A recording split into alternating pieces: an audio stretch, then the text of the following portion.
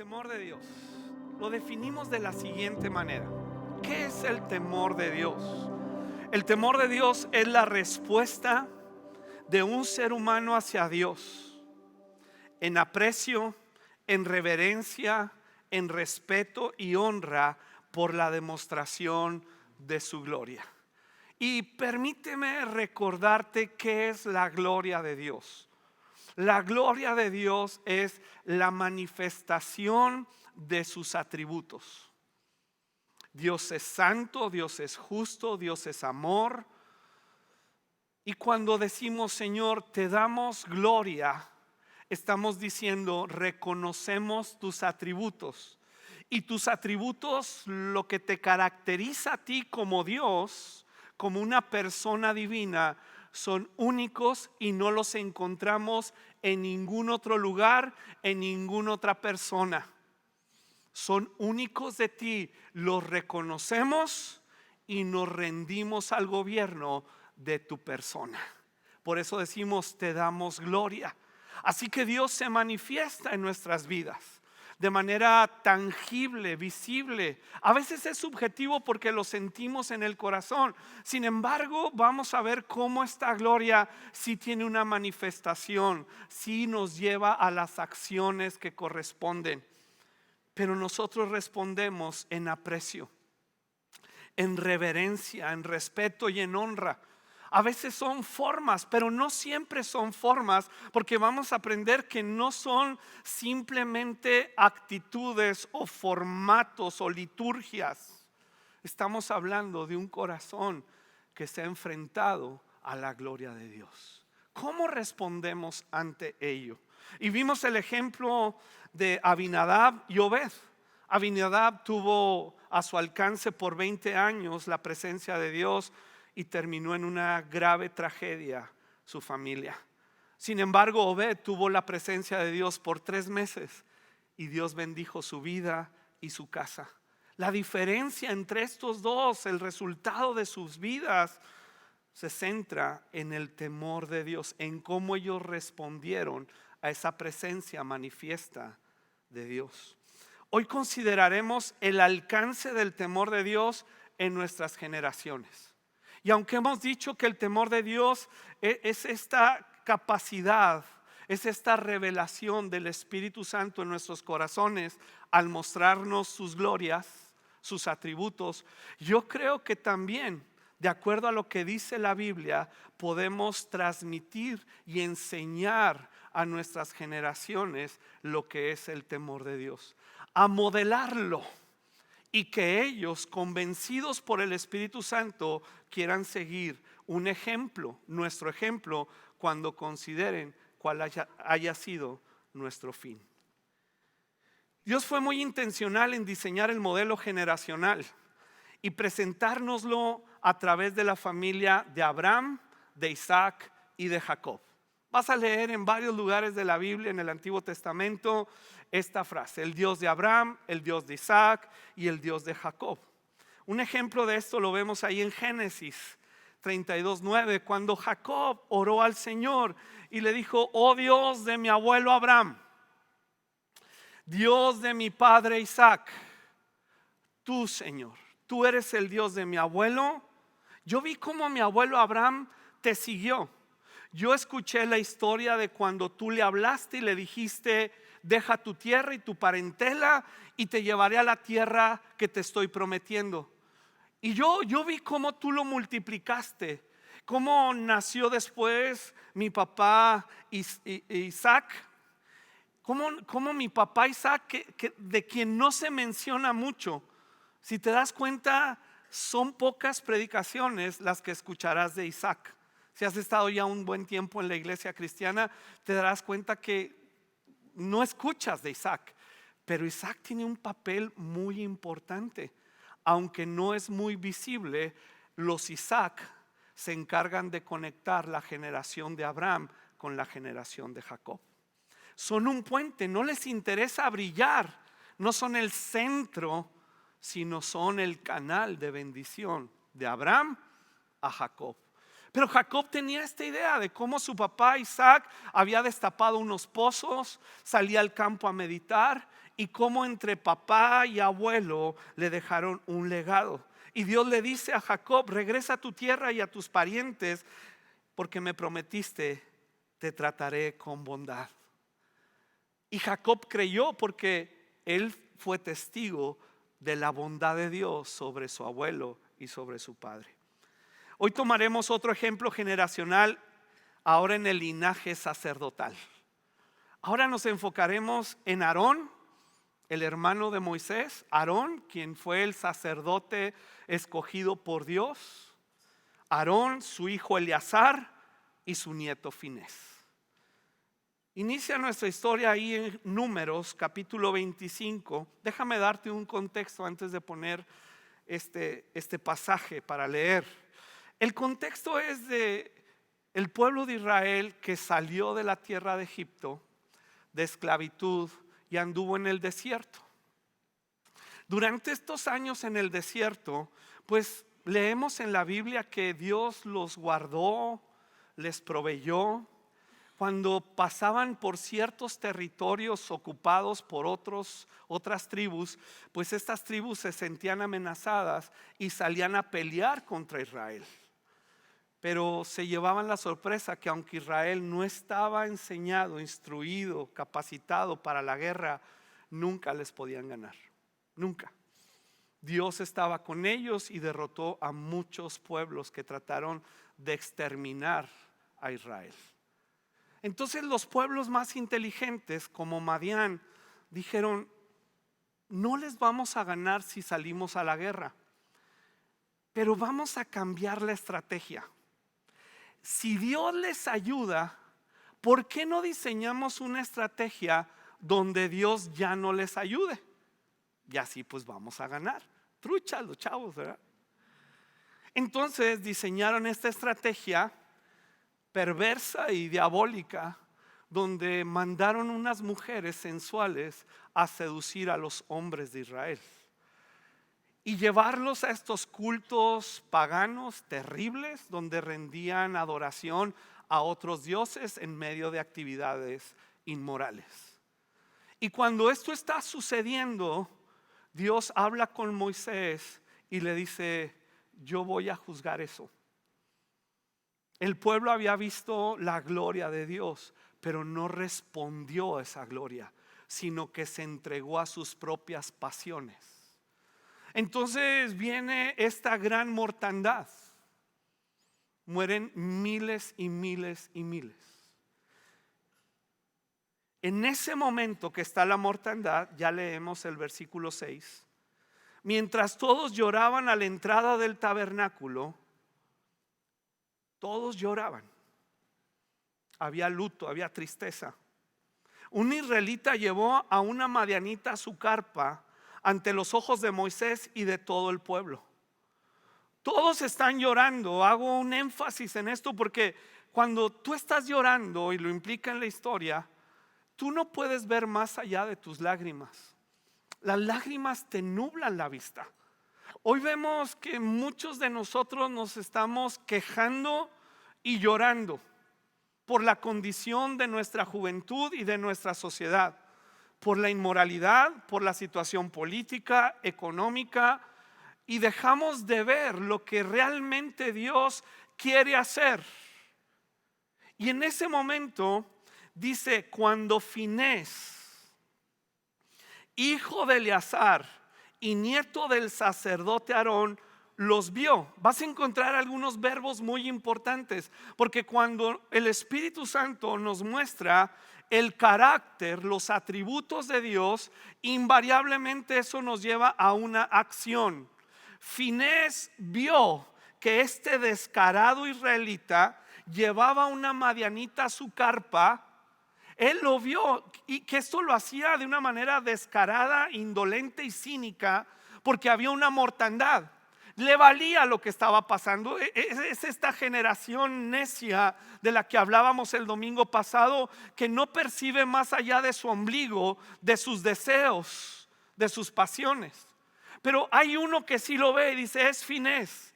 Y mira los verbos con los que describe a Finés. Finés los vio, se levantó de un salto, salió de la asamblea, fue y tomó una lanza y corrió detrás del hombre. Wow, Finés corre detrás del hombre con esta lanza. Y dice, con la lanza Finés atravesó el cuerpo del hombre y perforó hasta el estómago de la mujer.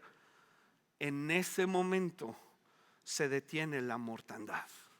Porque hay alguien que está dispuesto a tomar acción, a perder comodidad y a dejar de pensar qué va a decir de mí la gente. Porque Finés era un sacerdote. Un sacerdote no podía matar gente. Un sacerdote no podía estar delante de un muerto. Se contaminaba. Entonces Finés llevaba el riesgo de que después de matar a este hombre y a la mujer le dijeran: hijito, usted ya no puede ser sacerdote. Pero ¿tú crees que eso le importó a Finés? Él le valió 3 cacahuates y 2 muéganos. Él dijo: no importa, pero si yo estoy presente, esto no puede suceder ante mis ojos. Se levantó. Entonces se detuvo la plaga contra los israelitas, aunque ya habían muerto 24,000 personas. El Señor le dice a Moisés, le explica lo que pasó y le dice: Finés, hijo de Eleazar y nieto de Aarón, alejó mi enojo de los israelitas porque demostró, mira cómo dice, demostró entre ellos el mismo celo que yo tengo. Hizo lo que yo hubiera hecho si hubiera estado presente en ese momento. Eleazar fue movido. Él, vamos a verlo más adelante, tuvo la oportunidad de observar al abuelo Aarón, a su padre. Tuvo la oportunidad de verlos a ellos y de aprender. Pero llega el momento en el que él tiene que tomar acciones. Sí lo aprendió, pero él era el único que estaba viendo. Su abuelo y su papá eran de los que estaban llorando. Pero él dijo: esto no puede suceder cuando yo estoy aquí presente. Y se levanta y Dios dice: este se parece a mí. Finés es una figura de Jesucristo en el Antiguo Testamento, porque recordarás aquella historia en el Nuevo Testamento cuando Jesús se bautiza en el Jordán. Se abren los cielos y el Padre dice: este es mi Hijo amado, en el cual encuentro tanta alegría en mi corazón, porque se parece a mí. ¿Por qué? Porque tiene una revelación de quién es Dios, de su gloria. En eso el Espíritu Santo trae una convicción de la gloria de Dios, que se traduce en el temor reverente y lo lleva a una acción que se llama el celo de Dios. El celo de Dios es la expresión de su temor reverente. Es ya la acción que corresponde. Mira cómo dice Santiago en cuanto al celo de Dios. ¿Qué creen ustedes que quiere decir las Escrituras cuando afirma que el Espíritu de Dios ha puesto dentro de nosotros? ¿Qué creen ustedes que quiere decir las Escrituras cuando afirman que el Espíritu que Dios ha puesto dentro de nosotros está lleno de celo? Aquí una traducción, la NTV dice envidia. Envidia y celo. Ahora, Dios no tiene el celo como tú y yo.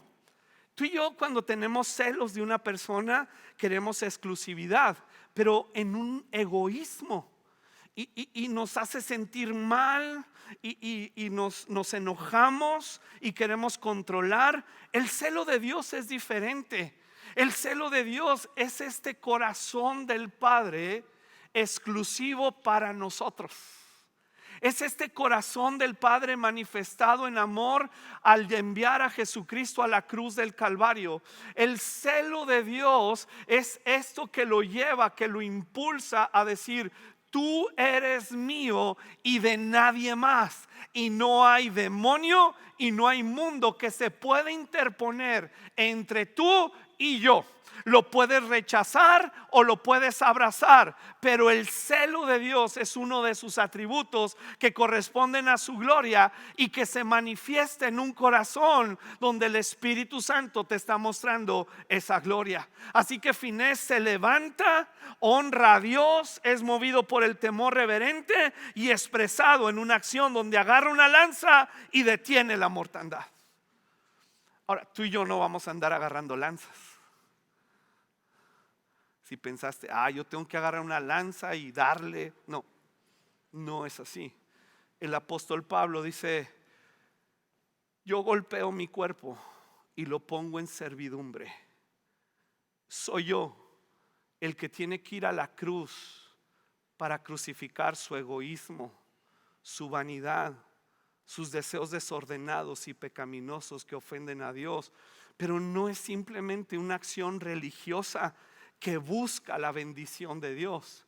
Es una convicción del Espíritu Santo que me está mostrando las glorias de Dios y que yo soy seducido y atraído por esas glorias, y ahí es donde se desarrolla el temor de Dios y lleva a la acción que se llama el celo de Dios.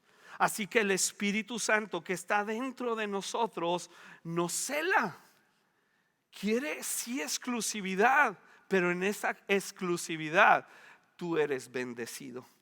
Sin embargo, Él nos da una mayor gracia para que hagamos frente a malos deseos. Este celo lo vemos en la vida de Jesús. ¿Te acuerdas cuando Jesús llega al templo y ve este gran desorden? Ve la tranza de los cambistas. El templo tenía una moneda específica para poder comprar los animales para los sacrificios. Entonces venía la gente, iba con los cambistas y pues cambiaba su dinero, pero pues los transaban en el tipo de cambio. Se los vendían bien caros porque pues tú sabes, la oferta y la demanda. Había demasiada demanda, entonces subían la transacción, el tipo de cambio. Y Jesús está viendo eso. Y está viendo que aparte de la tranza de vender más caro la moneda del templo, estaban vendiendo animales defectuosos para los sacrificios. Cuando el Señor había dicho a Moisés y a Aarón: el animal tiene que ser de un año, sin defecto, sin mancha, con ciertas características. Y Jesús está viendo la tranza en el tipo de cambio, está viendo los animales enfermos, los animales ciegos, cojos, manchados. Y entonces Jesús dice: esto no va a suceder mientras yo esté aquí presente. Y dice: Jesús se hizo un látigo. Wow. Jesús se hizo un látigo con unas cuerdas y expulsó a todos del templo. Echó las ovejas y el ganado, arrojó por el suelo las monedas de los cambistas y les volteó las mesas. Luego se dirigió a los que vendían palomas y les dijo: saquen todas esas cosas de aquí, dejen de convertir la casa de mi padre en un mercado. Entonces sus discípulos recordaron la profecía de las Escrituras que dice: el celo por la casa de Dios me consumirá. Esta profecía que se decía de Jesucristo, este celo por la casa de Dios lo consumía, porque Jesús tenía un temor reverente hacia su Padre. Y aunque Él era Dios, Él rechazó el ser igual a Dios. Dejó de aferrarse a esta gloria que Él tenía con el Padre desde que existen, que no tiene principio ni tiene fin. Pero Él se despoja porque ve la gloria de Dios y es movido en consecuencia. Agarra un látigo y dice: esto no va a suceder. Iglesia, necesitamos comprender los atributos de Dios. Necesitamos la revelación del Espíritu Santo para actuar en consecuencia. No podemos continuar confundidos en cuanto al diseño de Dios para la vida humana. Hombre y mujer, no es posible que cedamos terreno en nuestra mente y corazón y seamos tibios en expresar nuestra convicción bíblica. No vamos a salir con lanzas, no vamos a salir con látigos, vamos a salir en el temor de Dios para expresar un celo donde decimos: mientras yo estoy presente, las cosas van a ser diferentes en mi vida, en mi casa, en mi sociedad y en mi trabajo. Si alguien no quiere ese modelo, no hay problema. Pero yo no estoy confundido. Yo puedo dialogar y tener las armas necesarias y con inteligencia dar razón a aquel que me pida razón de mi fe. Pero no estoy confundido. Espero no estés confundido. Y si te trae confusión ciertas corrientes filosóficas que hoy en día están corriendo como agua, y como dice el dicho, la verdad es verdad, aunque nadie la crea. Y la mentira es mentira, aunque todos la crean. Pero la palabra de Dios permanece. ¿Cuándo permanece en un creyente? Cuando hay un temor de Dios. Y esto se origina en la revelación de quién es Dios. Lo demás está basado en quién es el ser humano. Ese es humanismo, insisto. Cristianismo es quién es Dios y cómo respondo ante esa gloria. ¿Recordaron esto los discípulos? Volvamos a la historia de Finés.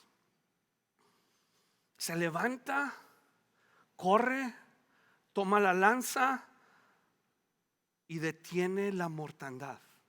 Y la pregunta es: ¿la respuesta de Finés fue espontánea o aprendida? ¿Fue una devoción espontánea? ¿Será que Finés dijo: ay, no sé qué hacer, voy a orar? Hay raza que quiere orar siempre, pero pocas veces le pone acción. Y la fe sin obras está muerta.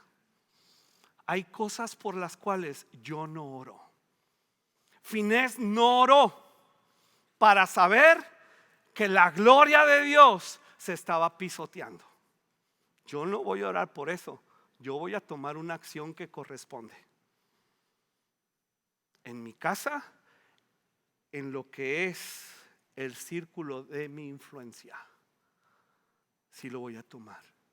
No tengo que orar. Conozco los atributos de Dios. Hay otras cosas por las cuales sí oro. Y la Biblia dice que oremos sin cansarnos. Y que cuando Jesús venga quiere hallar gente orando. Ahora no es el tema la oración. El tema es el celo por la casa de Dios. Y es este templo, la casa de Dios. Y ese celo es motivado por la gloria de Dios que me infunde un temor reverente. ¿De dónde lo aprendió este Finés? Vamos a ver la historia anterior. ¿De dónde pudo haberlo aprendido? Resulta ahí en Números 16, describe la historia de una rebelión que tuvo lugar en el desierto con los hijos de Coré. Un clan se rebeló y dijo: nosotros queremos hacer las cosas a nuestra manera. Basta ya de ti, Moisés, basta ya de ti, Aarón, basta de todo esto que nos dicen que Dios dijo y no dijo. Nosotros lo vamos a hacer a nuestra manera. En eso que expresan su necedad, Moisés cae al suelo y en una actitud de reverencia a Dios, diciéndole: Padre, no les tomes en cuenta esta estupidez que acaban de decir. Pero ellos continúan y queremos que Dios demuestre quién es santo. Wow. Al día siguiente se abre la tierra y se los traga. Se demostró. Y entonces ahora el pueblo le dice a Moisés: ustedes son culpables de que hayan muerto. ¿Cómo? Y empieza otra vez esta rebelión en el corazón. Y empieza otra vez la mortandad. Entonces Moisés, dice en Números 16:46, Moisés le dice a Aarón: rápido, Aarón, toma un recipiente para quemar incienso y ponerle carbones encendidos del altar. Agrega el incienso y llévalo entre el pueblo para purificarlos y hacerlos justos ante el Señor. El enojo del Señor ya arde contra ellos y la plaga ha comenzado. Entonces Aarón hizo como Moisés le dijo, y mira cómo y corrió. ¿Te acuerdas que Finés corrió? ¿De dónde lo aprendió el muchacho que tenía que correr? ¿De dónde? Del abuelo. No, los abuelos también corren. Él corrió. Dijo: hay una mortandad. Yo no puedo estar quieto como tortuga reumática, ¿verdad? Llevando el incensario. No, pues es que si Dios quiere. No, hombre. No, ya vas tarde. Si ya quiso, te lo perdiste. Pero él corre. Dice: y corre entre el pueblo, y la plaga ya había comenzado. Pero Aarón quemó el incienso y purificó al pueblo. Se puso entre los vivos y los muertos y se detuvo la plaga. ¿De dónde aprendió Finés el temor de Dios y que hay que correr cuando se trata de las glorias de Dios? ¿De dónde lo aprendió? Del abuelo. Yo me acuerdo cuando mi abuelo Aarón corrió. Pero no hay que olvidar un detallito. Estamos hablando del Aarón que hizo un becerro de oro. Híjole. Mi abuelo también hizo un becerro de oro y la regó bien gacho. ¿Te das cuenta que la Biblia no esconde bajo un tapete las fallas de los seres humanos? Podemos observar que Dios abiertamente habla y dice de las fallas de Aarón, de las fallas de Moisés. Pero nosotros, tú y yo, no, hombre, ¿qué van a pensar los Limantur si se enteran de esto? No hay que instruimos a nuestro, no hay que decir nada a nadie ¿cómo es? Bendecido y en victoria y podridos por dentro. Por eso Jesús acusa a los fariseos: sepulcros blanqueados, por fuera están bien bonitos, pero por dentro están bien muertos. Dios no tiene esa técnica y nos muestra con transparencia los errores de ese Aarón, pero nos enseña en la historia que los errores de Aarón no definieron el curso de la historia de su nieto, porque seguramente Aarón sí se arrepintió.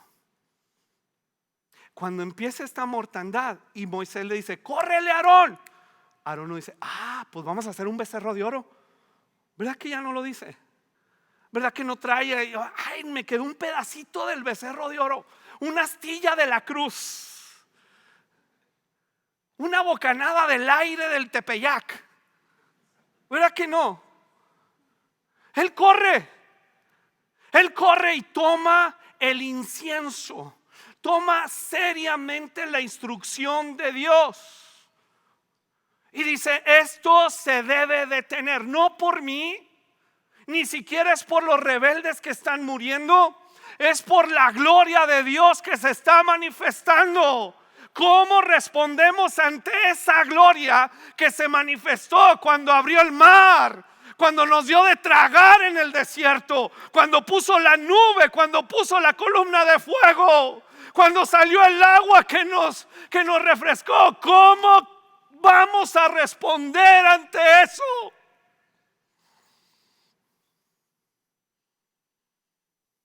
Y el nieto dijo: yo lo vi en mi abuelo, se equivocó, La regó con el becerro de oro, pero el becerro no definió su futuro ni nuestras generaciones. Él se arrepintió, glorificó a Dios y nos enseñó que la gloria de Dios se honra, se respeta y se obedece. Donde no hay duda alguna y donde Dios es glorificado, ahí hay vida.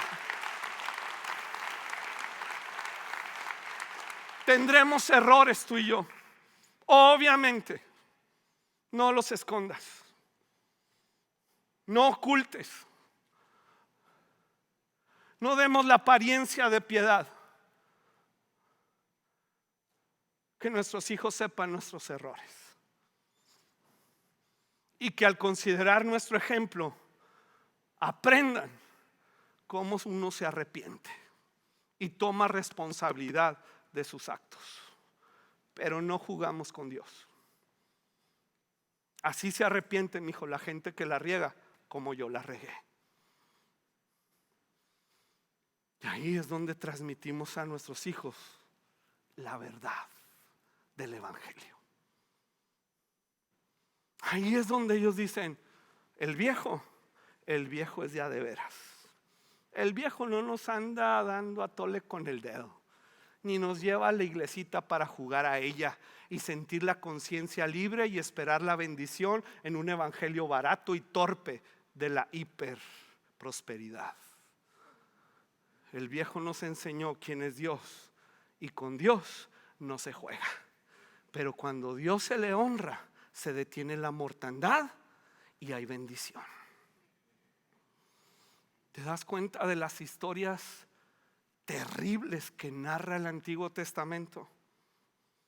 Donde algunos se confunden y dicen: es que el Dios del Antiguo Testamento es sanguinario. Se pierden en ese pensamiento humanista. Estas historias nos muestran lo terrible que es el pecado. Y ese pensamiento humanista ignora en muchas ocasiones, intencionalmente, a veces por ignorancia, pero muchas ocasiones lo hace intencionalmente, el ignorar el que Dios nos hizo amorosamente a su imagen y semejanza, que sin necesidad de tenernos nos quiso tener, pero que intencional y deliberadamente nos valió 3 cacahuates su gloria y preferimos comer del árbol del conocimiento del bien y del mal al árbol de vida que es Cristo Jesús. Y las consecuencias Dios no las ocultó. Le dijo a Adán: si tú comes de esto, Adán, vas a morir, pero te pongo un arbolote de vida para que te llenes, te sacies y disfrutes el diseño que yo te estoy dando. Pero Adán, que nos representa a todos nosotros, dijo: no, yo no quiero tu gloria, yo quiero mi gloria. Y Dios, en su bondad, para que no muramos eternamente, nos ha dado a Jesucristo. El árbol de vida sigue a disposición. Me ayuda el piano, por favor. ¿Cuál es el modelo de esta paternidad? Lo leemos en Deuteronomio capítulo 6, que dice: escucha, Israel. Escucha, iglesia. El Señor es nuestro Dios. Solamente el Señor. Ama al Señor, tu Dios, con todo tu corazón, con toda tu alma.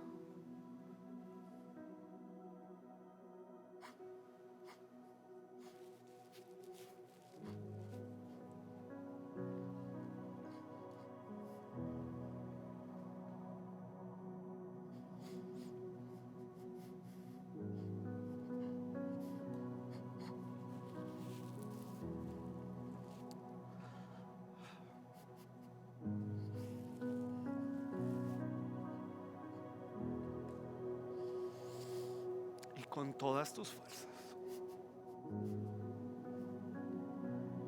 Ámalo. Ámalo. Porque Él te ama con un amor que jamás comprenderás. Pero no te olvides que Él es Dios. No es un fetiche, no es una reunión, no es un canto. Él es Dios. Acuérdate, Israel, ámalo. Y debes comprometerte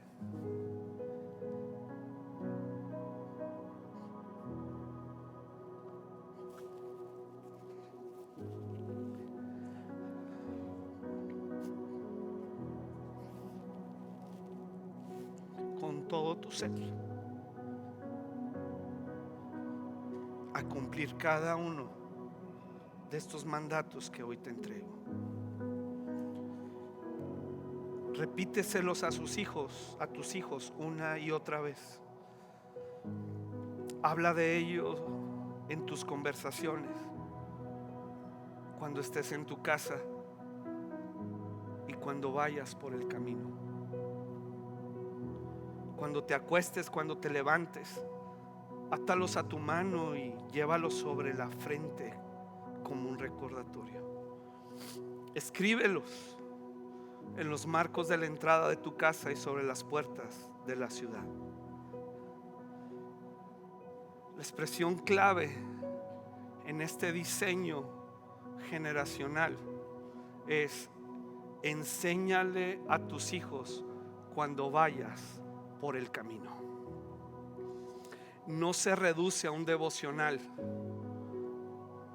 no se reduce a poner carteles en nuestra casa con versículos, no se reduce a verbalizar instrucciones, mandamientos y establecer las amenazas de incumplimiento.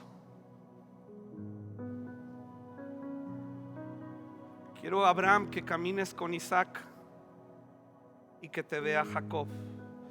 Quiero, Aarón, que camines con Eleazar, tu hijo, y te vea Finés. Que ellos observen cómo respondes ante la ofensa. Que ellos observen cómo respondes ante la tentación. Que ellos te observen cómo gastas tu tiempo y tu dinero para glorificar a Dios. Quiero que ellos te observen. No les enseñes mandamientos simplemente con tu boca. Enséñales con tu vida lo que significa amar a Dios con toda tu mente, con toda tu alma.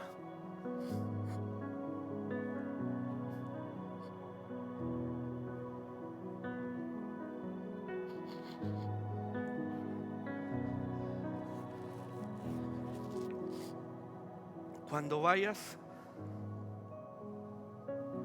por el camino, y ellos digan: yo lo pude observar. Yo observé cómo trataba a mi mamá. Yo observé cómo trataba a mi papá. Yo simplemente lo observé levantando sus manos los domingos. Lo observé generoso, poniendo su vida para la gloria de Dios. Yo lo observé.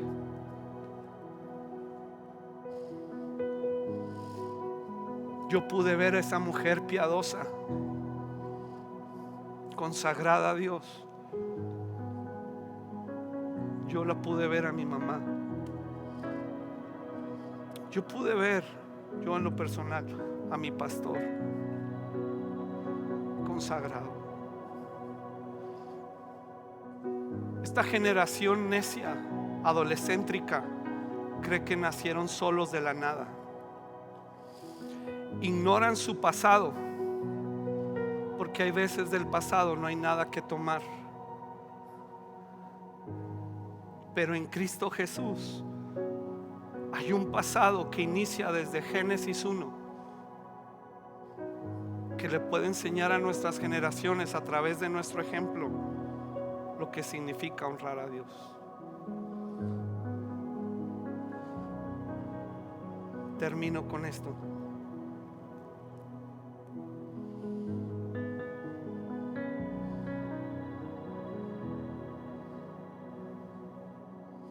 Si tú creciste carente de un ejemplo de padre o de abuelo, o de mamá o de abuela, permíteme presentarte el modelo de Dios para proveerte de este ejemplo. Si es Cristo, definitivamente, pero todos necesitamos a alguien con piel el día de hoy que nos muestre a Cristo. ¿Y cómo es que Dios lo suple hoy? Es el diseño de la iglesia. Dice Pablo a los Corintios: Dios ha formado el cuerpo de tal manera que se les dé más honor y cuidado a esas partes que tienen menos dignidad, a esos que hoy carecen de identidad porque no han experimentado paternidad. Esto hace que haya armonía entre los miembros, a fin de que los miembros se preocupen los unos por los otros. Por eso uno de nuestros valores en convivencia es la pasión por servir. Amamos, abrazamos, damos de nuestros recursos generosamente, no damos limosnas. Damos lo mejor y lo primero, porque se trata de la gloria de Dios. Y renunciamos sí a nuestros deseos de cosas buenas, materiales, porque comprendemos que en su gloria hay un diseño más alto y eterno para una generación que hoy no le conoce. Es el cuerpo de Cristo, que se preocupan los unos por los otros, y que si una parte sufre, las demás partes sufren con ella, y si una parte se les da honra, todas las partes se alegran. Así que todos ustedes en conjunto son el cuerpo de Cristo, y cada uno de ustedes es parte de ese cuerpo. Y en el diseño de Dios de generaciones, Abraham, Isaac y Jacob, debemos identificar en la iglesia quiénes son los Abrahams, quiénes son los Isaacs y quiénes son los Jacob, quiénes son los Aarón, los Eleazar y los Finés.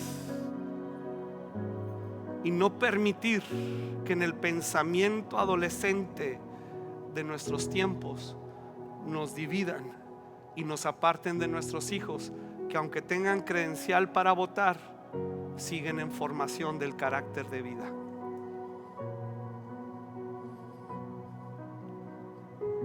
Y nos entrelazamos, nos amasamos, porque necesitamos a los Abrahams. Y los Isaac conectan a Abraham, a los padres, a los que nos trajeron el evangelio tantos años y pagaron con sangre y lágrimas. Y les ayudamos, los que somos Isaac, ayudamos a que esta enseñanza y ejemplo de los padres se transmita a los Jacobs. Y los Jacobs tendrán que pelear sus batallas, pero ellos tienen una identidad clara, como Jacob lo dijo: el padre de mi abuelo, el Dios de mi abuelo y el Dios de mi padre. Yo sé quién es mi Dios. Acompáñame a orar.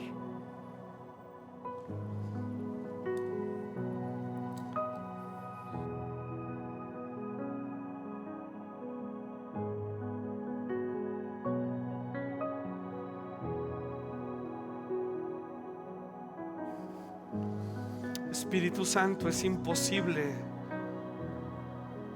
conocer la gloria de Dios si tú no la revelas al corazón. Es imposible, no es una tarea humana. Pero como tu palabra dice, amarás al Señor tu Dios con todo tu corazón, alma, cuerpo, mente. Estamos incapacitados, Señor, ante el mandamiento.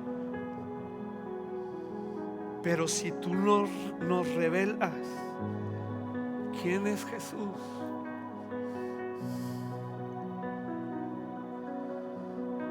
Podremos tener años en la iglesia, 30, 40 años. No nos alcanzará ni la vida ni la eternidad para conocerlo. Así que con la mejor actitud, Señor, en humildad y en mansedumbre, te decimos: Espíritu Santo, muéstranos al Padre, muéstranos la gloria del Hijo. Queremos conocerle, y que al mostrarla, Señor, nos ayudes a responder adecuadamente, con honor, con respeto, con obediencia. Que caiga en nuestro corazón este peso de gloria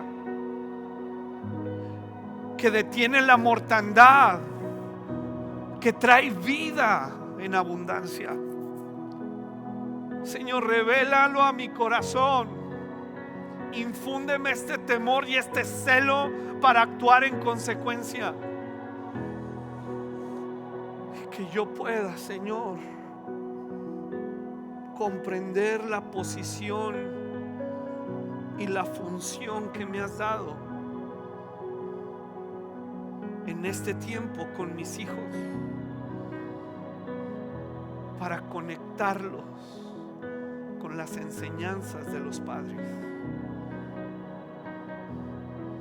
Renuncio a estar desconectado de mis hijos y de mis nietos. Estaré presente, no invasivo ni controlador, pero sí estaré presente con el único fin de que ellos me observen, y al observarme deseen a Cristo. Y que como iglesia, Señor, ayúdame a orar, que como iglesia podamos simple y sencillamente exhibir, modelar esta gracia tuya.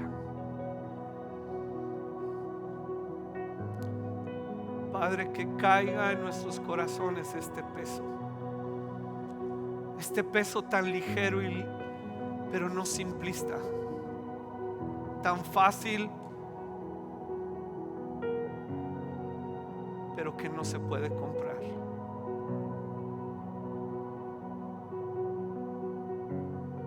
Y que el temor de Dios nos lleve a una vida sencilla, en armonía con tu voluntad.